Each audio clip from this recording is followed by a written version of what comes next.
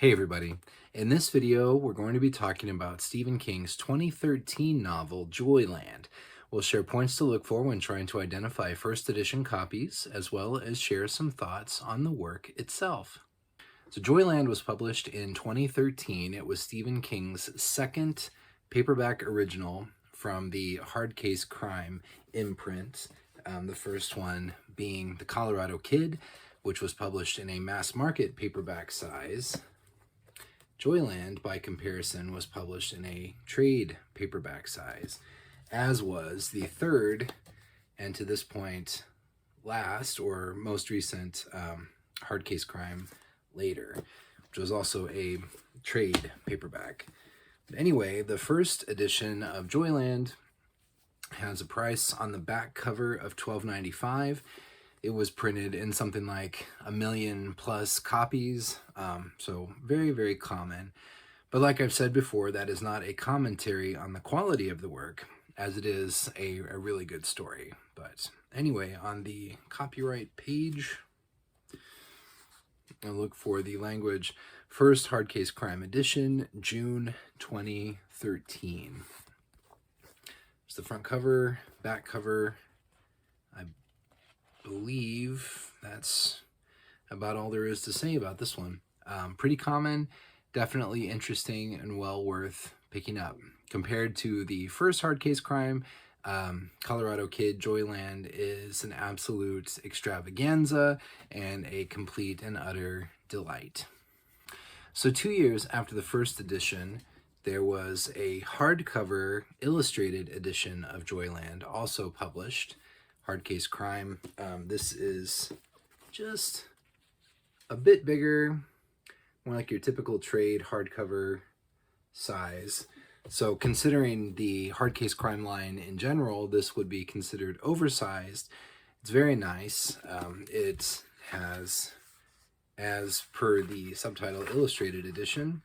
It has lots and lots of black and white illustrations interspersed throughout the work, which I think are really nice. Ooh la la, something scandalous happening there, and add quite a bit to the experience of enjoying Joyland. Under the dust jacket, just black boards all around, but of a nice kind of textured quality, silver lettering on the spine, dust jacket, and the flaps. The back cover of the book includes a really cool map of the amusement park, which I thought was a nice touch. And I believe it must have, I purchased this secondhand from someone on eBay back in the day, and it came with this Cemetery Dance slipcover, which is pretty neat. Probably not without value, but anyway, there's my illustrated copy of Joyland.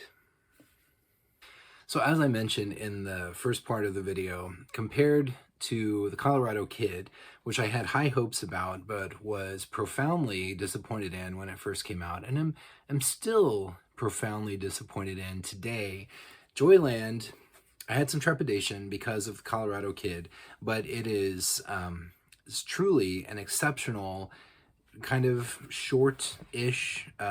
It comes in under 300 pages in this trade paperback edition. So modest in scope, modest in scale, modest in number of characters, all of that, but still just an incredibly good mid-range Stephen King novel. I'm a big fan. If you've passed over Joyland for some reason, you should definitely check it out. I read it when it first came out, so it's been over a decade.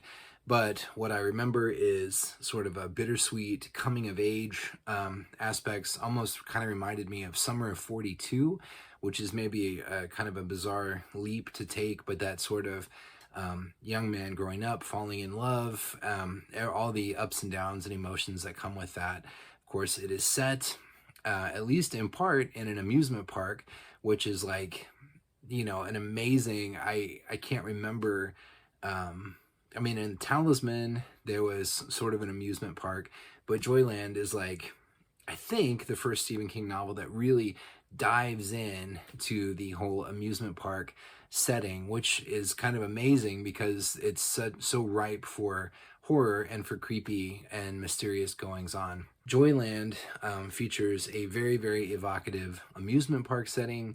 There's some supernatural elements, but it really, what I recall is that it was a very emotional experience about young love, love and loss, and sort of growing up and coming of age, which I think probably is squarely outside the purview of the Hard Case Crime series, but it's Stephen King, right? So The Colorado Kid was barely a crime novel. And then Joyland strays, I think, much farther from that hard-boiled formula. But Stephen King says to them, hey, I have another book I would like to offer to you to see if you would publish it. What are they going to say? No, Stephen King, it's not hard-boiled enough, so thank you very much, but we'll pass. No, obviously not. They're going to say, yes, please. And it's not to say that there's no crime. There is. I just feel like this is more of a Stephen King novel and less of a hard case crime novel. But regardless, I really enjoyed it. I can't wait to read it again. It's high on my list of things to revisit. And if you haven't checked it out for some reason, I highly recommend that you do. It's kind of sneaks up on you in a way. And around this period in Stephen King's publishing career, he was coming out with quite a bit of stuff.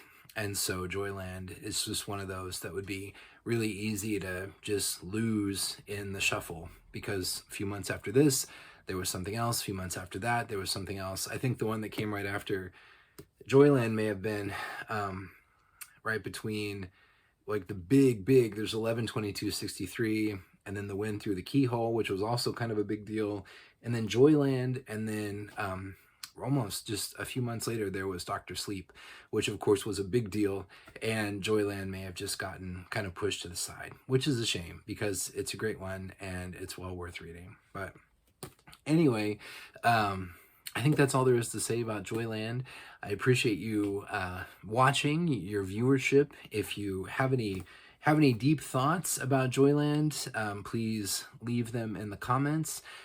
How do you think it ranks in the trilogy of hard case crime novels? Have you read it? Have you not read it? If you haven't read it, how come? Or if you have read it, what did you think?